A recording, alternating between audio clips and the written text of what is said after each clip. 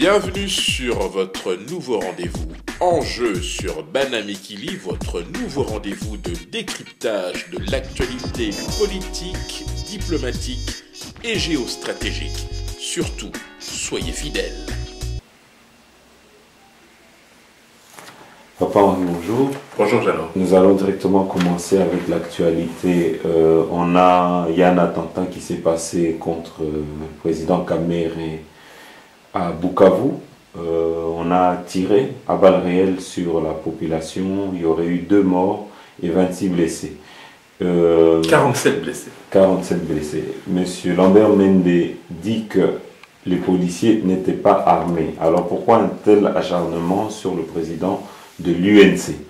Qu'est-ce que vous pouvez nous en dire? Et est-ce que la caravane de la paix serait-elle devenue la caravane de l'enfer? Alors, je ne vais pas m'étendre sur les propos de M. Mende, puisque nous sommes coutumiers du fait. Il est dans une bulle, enfermé dans un déni obsessionnel et compulsif de la réalité. Mais je crois que les images parlent d'elles-mêmes. La caravane de la paix, c'est une initiative de l'UNC, c'est de la responsabilité de son président national, vous l'avez rappelé, Vital Kamerhe. On ne peut pas reprocher à un fils du pays de tenter d'aller à la rencontre de ses concitoyens. Si cela pose problème à certains qui, j'imagine, ont pour vocation ou ambition de se maintenir au pouvoir, c'est un autre problème. Mais on peut néanmoins s'interroger sur les moyens qui sont déployés pour stopper ce que d'aucuns considèrent comme étant une ascension fulgurante, mais surtout un fait politique important, puisqu'on l'a bien vu, la popularité de M. Kamerhe à l'est de la RDC, en tout cas dans la partie nord du Kivu et dans la partie sud, ne fait aucun doute. Maintenant, quant aux moyens utilisés, eh bien, l'opinion publique congolaise et internationale appréciera l'acharnement du pouvoir. Chacun se renvoie la balle. Nous avons entendu M. Kamerhe qui rejetait sur le camp de M. Tchambo et M. Tchambo dire que c'est le clan de M. Kamerhe qui aurait plutôt attaqué la police. C'est le monde à l'envers. Je crois que l'objectif du ministère de l'Intérieur dès le départ, en dépit de l'autorisation qui avait été accordée à l'UNC et à son président d'entamer cette caravane de la paix, c'était d'exploiter le moindre incident. Et nous sommes effectivement au cœur de cette problématique, puisque nous avons un porte-parole du gouvernement qui considère que les policiers n'étaient pas armés. Je ne connais pas beaucoup de personnes qui tombent sous des balles imaginaires. Ça, c'est autre chose. Concernant le gouverneur du Sud Kivu, là aussi, on est en droit de se poser la question de savoir pourquoi il a instruit, en tout cas, les forces de l'ordre de tout mettre en œuvre pour empêcher que cette réunion, cette manifestation se tienne. Mais je pense très honnêtement que nous avons échappé à une catastrophe qui aurait pu être d'une ampleur beaucoup plus grave, et nous aurions déploré, à mon avis, beaucoup de pertes en vie humaine. Ok. Et vous avez la suite pour M. Kamerhe? On dit qu'il fera après une tournée européenne. Qu'en est-il? En tout cas, moi ce que je sais, c'est qu'il a prévu de se rendre à Mbuji-Mayi. Maintenant, je ne sais pas si c'est dans l'immédiat ou s'il va s'offrir une petite pause et repartir sur Kinshasa. Mais ce qui me paraît acquis, c'est qu'au niveau du Sud Kivu, je pense que la caravane va s'arrêter là où elle s'est arrêtée, en tout cas. Cela étant, il a quand même pu mettre à profit, c'est ce que j'ai vu en tout cas, son séjour pour aller à la rencontre des blessés. Je note d'ailleurs que l'autorité provinciale qui a déployé tout un zèle pour jeter la responsabilité de ce qui s'est passé sur Kamerhe n'a même pas pris la peine de se déplacer pour aller rendre visite aux blessés et aux victimes. Donc on est vraiment dans un monde assez curieux. Deuxième question, donc M. Kengwadondo a reçu le renfort donc, de Roger Lumbala, de José Makila et Denis Esanga au sein de sa plateforme politique opposition républicaine. Pourquoi le président du Sénat fait alliance avec un membre du M23? Est-ce qu'on comprend que la Kabylie a voté l'amnistie pour le M23? N'est-ce pas une preuve qu'ils sont des alliés de cette rébellion? C'est clair que la démarche de l'opposition républicaine qui a décidé de se choisir M. Kengo comme autorité morale, c'est d'élargir au maximum sa base et partant de là ses alliances. Lumbala est bénéficiaire de l'amnistie qui a été adoptée par le Parlement et par le Sénat. Voilà.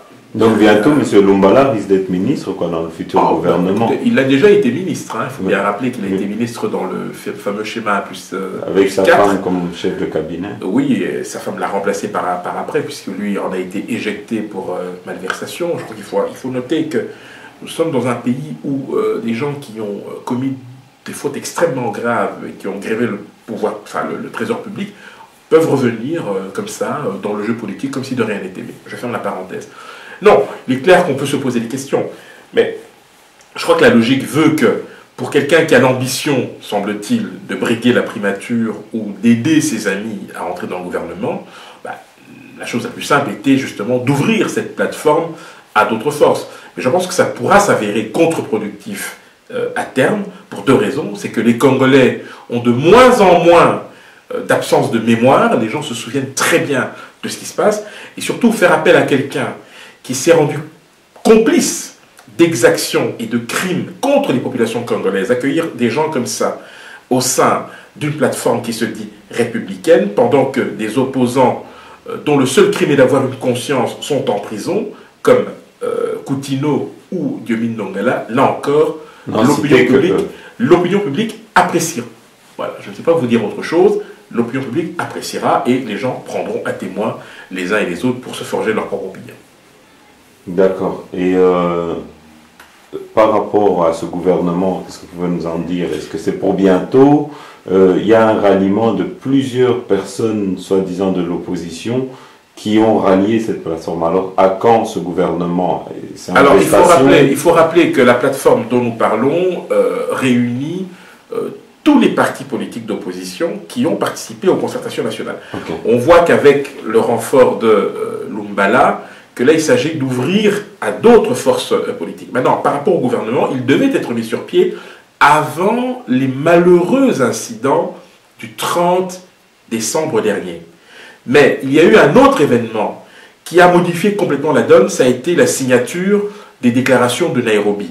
Ce qui me fait dire que dans l'entendement de Joseph Kabila, il y aura vraisemblablement une ouverture qui sera faite en direction des anciens rebelles qui sont désormais amnistiés. Maintenant, au niveau du timing, il y a eu la convocation en session extraordinaire du Parlement pour adopter le budget 2014, mais également la loi sur l'amnistie. C'est chose faite. Et donc, on parle de la rentrée parlementaire qui intervient le 15 mars prochain. Et probablement dans les jours qui vont suivre, ce gouvernement sera mis sur pied et le Premier ministre qui en sera choisi pourra faire sa déclaration de politique générale. Donc, il faut être un peu patient, mais je pense que pour le 1er avril 2014, les Congolais auront un nouveau gouvernement. Mais toujours, je crois, à la tête, M. Matata Mponyo, parce que c'est difficile à dire. On nous apprend qu'il a déménagé à la primature, là où était M. Gizenga, qu'on a réfectionné ça et que c'est lui qui a repris. Et à quelques mois d'un nouveau gouvernement, on voit mal comment est-ce qu'il peut... Alors, il faut rappeler que le gouvernement actuel est en affaires courantes depuis le 23 octobre 2013. Donc, ça veut dire que, dans le meilleur des cas, si un gouvernement est mis sur pied au courant du mois de mars, ça fera 6 mois que ce gouvernement est en affaires courantes. Là. Normalement, quand un gouvernement est en affaires courantes, il ne peut plus engager de manière précise, durable, en tout cas dans une ampleur beaucoup plus grande, la nation ou l'État.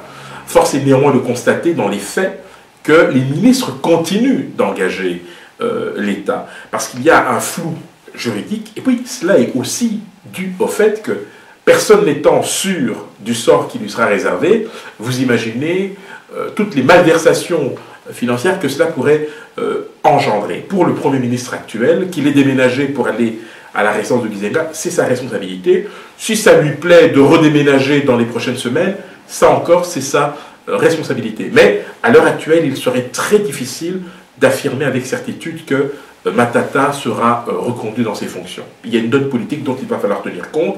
C'est effectivement la notion de cohésion nationale, dont nous savons, vous et moi, qu'elle est beaucoup plus un slogan qu'autre chose, et qu'il y a d'autres considérations qui vont, à mon avis, prévaloir et qui pourraient signer, à mon avis, le glas du gouvernement Matata, même si je pense, à titre personnel, que certains ministres actuels pourraient être reconduits.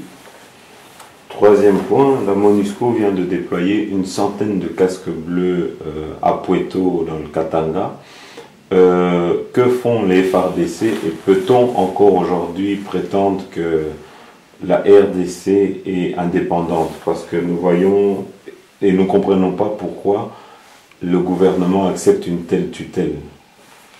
Lorsque vous avez un budget de l'État qui dépend à 55, 56, voire 60% de l'extérieur, que vous avez 20 000 hommes d'une mission onusienne sur votre territoire, depuis vous n'êtes pas indépendant. Vous n'êtes pas indépendant depuis 14 ans. Vous n'êtes pas indépendant depuis 15 ans. Il faut être précis parce que la MONUSCO a été déployée en 1999 suite à une résolution, la résolution 1279, si je ne m'abuse, il faudrait que je revérifie. Mais bon, voilà. Donc, le fait que l'on déploie une centaine d'hommes au Katanga, ça montre à quel point notre pays est extrêmement vulnérable au niveau de son armée, qui est dans un état déliquescent. Nous savons aujourd'hui que l'essentiel des moyens financiers du pouvoir sont concentrés vers la garde républicaine, la garde prétorienne, puisqu'on est dans une sorte de complaisance, dans une sorte de confort qui consiste à attendre que la communauté internationale vienne se substituer à l'autorité de l'État pour faire la sécurité dans des zones de non-droit. C'est malheureux, c'est déplorable, et je vous le dis comme je le pense, même le prochain gouvernement qui verra le jour ne sera pas en mesure de modifier la donne. Et ça montre bien que ce pays n'est pas gouverné. Nous avons appris qu'un chef Maïmaï a demandé à ce qu'on puisse, que ces hommes puissent déposer les armes. Vous avez eu cette info? Mais nous avons chaque semaine ce genre d'informations qui évidemment ne sont jamais vérifiées, mais dans la plupart des cas, il s'agit de manœuvres qui consistent à gagner un peu de temps. La plupart des groupes armés, on l'a vu avec le M23, lorsqu'ils se retrouvent dans une situation difficile, sont obligés de pouvoir prendre l'initiative. C'est soit décréter un cessez-le-feu unilatéral, soit annoncer qu'ils vont déposer les armes. Il n'y a pas si longtemps, c'était l'FDLR qui se disait prêt à déposer les armes. Une semaine après, il massacrait les populations. Tout cela n'est pas très sérieux. Voilà, dernier point. En dépit des multiples atteintes aux libertés individuelles et des violations massive des droits de l'homme en RDC, l'Union européenne continue de financer des projets d'envergure comme la réinsertion des anciens combattants ou financement des élections. Pourquoi les Occidentaux refusent-ils de voir la réalité en face et continuent à soutenir Joseph Kabila? Écoutez, j'ai l'impression que si le Congo était situé géographiquement en Europe, l'Europe n'aurait pas hésité à imposer des sanctions. Vous avez vu ce qui s'est passé en Ukraine, le pouvoir pro-russe a été balayé après plusieurs mois de bras de fer avec l'opposition. Une opposition armée. Une opposition. Alors, il faut savoir que les médias ne présentent. Alors, il faut savoir que le problème dans nos pays africains, c'est que comme les Occidentaux ont d'autres sujets de préoccupation, il est beaucoup plus facile de tolérer un certain nombre de choses sous le couvert de pression qui, en réalité, n'impressionne guère le pouvoir en place. Vous avez vu, par exemple, qu'après ce qui s'est passé à Bukavu, il y a très peu de réactions internationales. Lorsqu'il y a eu les malheureux événements du 30 décembre dernier, la même chose. Alors, en dépit de ça, eh bien, on nous annonce toute une série de chantiers. Voilà, c'est incompréhensible. Alors, donc, quand on voit très franchement ce qui s'est passé en Ukraine et le fait que l'Union européenne n'a jamais failli à sa mission, qui a consisté à monter au créneau pour imposer des sanctions à ce pays, en tout cas de le menacer en tant que tel, on peut s'interroger, de voir que malgré ce qui se passe au Congo, malgré le fait que les droits de l'opposition, et pas seulement de l'opposition, les droits humains sont bafoués chaque jour, eh bien, on continue à nous annoncer des projets qui seront financés. En réalité, l'Union européenne veut rester dans le jeu en RDC, pour ne pas laisser d'autres acteurs, notamment les États-Unis, les Chinois et d'autres prendre le pas. Il faut aussi noter une chose, c'est qu'au sein de l'Union européenne, vous avez des pays qui jouent en solo, comme la Belgique, la France, l'Allemagne, le Royaume-Uni, qui est traditionnellement allié aux États-Unis et qui forme un lobby anglo-saxon extrêmement puissant. Et lorsqu'il y a effectivement matière à pouvoir agir de manière ferme sur le régime, pour essayer de rappeler un certain nombre de principes, vous avez toujours des forces opposées qui font tout pour ménager le pouvoir en place à Kinshasa. Je crois qu'il faut faire son deuil de l'Union européenne, de sa capacité à agir. Je dirais peut-être de sa bonne volonté. Non, c'est une bonne volonté en réalité qui masque une véritable faiblesse. Vous savez que l'Union européenne n'a aucune politique étrangère cohérente, ou en tout cas commune. Elle est beaucoup plus efficace sur des théâtres d'opérations comme l'Ukraine ou des pays qui se trouvent à sa périphérie qu'en Afrique, parce que chacun ou certains des membres qui composent l'Union européenne, j'en ai cité quelques-uns, France, Allemagne, Royaume-Uni ou Belgique, jouent sa propre partition. Et ça affaiblit la position de l'Union européenne, et elle est donc limitée, voire résolue, à s'en tenir à des déclarations de principe. Alors, vous savez que la RDC s'est engagée dans un nouveau cycle électoral. On nous dit que l'Union européenne, cette fois-ci, serait beaucoup plus ferme qu'elle ne l'a été en 2011 et en 2006. Permettez-moi d'en douter à titre personnel, parce que l'Union européenne nous a habitués à des pas en avant et des pas en arrière. Donc de ce point de vue-là, je crois qu'il ne faut pas se bercer d'illusions. Il faudra rester simplement attentif à l'évolution de la situation dans les prochaines semaines, parce que je pense que nous allons avoir droit à quelques rebondissements dont nous sommes gratifiés depuis maintenant plusieurs semaines. 2014 est une année qui a quand même démarré très très fort, avec son cortège de violence. Cette violence ne baissera pas en intensité. Attendons-nous à voir de nombreuses victimes, à déplorer de nombreux morts, et attendons-nous aussi à voir la classe politique congolaise nous offrir le spectacle pathétique dont il nous gratifie depuis maintenant plusieurs mois. Mais il y a eu, pour cela, il y a eu une septantaine de personnes qui ont été tuées dans le Kivu. Il y aurait une enquête par rapport à ça. Vous savez, moi, je me méfie des enquêtes. Les enquêtes, on en a beaucoup qui sont en gestation, et nous n'avons toujours pas le début d'une conclusion. Donc c'est très compliqué. Ce qui se passe au Katanga maintenant avec le déploiement de cette centaine de casques bleus, c'est aussi un fait politique important, il faudra le relever. Ça veut dire que le Katanga est désormais inscrit par les Nations Unies et la MONUSCO comme une zone instable. Et ça, c'est quand même nouveau, parce qu'il faut quand même remonter aux années 60 pour retrouver une trace d'une situation comme celle-là. Exception faite évidemment de ce qui s'est passé à Moba 1, Moba 2, sous Mobutu dans les années 78-80. Ben, pour aujourd'hui, alors on en reste là. Merci, Jeannot. À bientôt. À bientôt.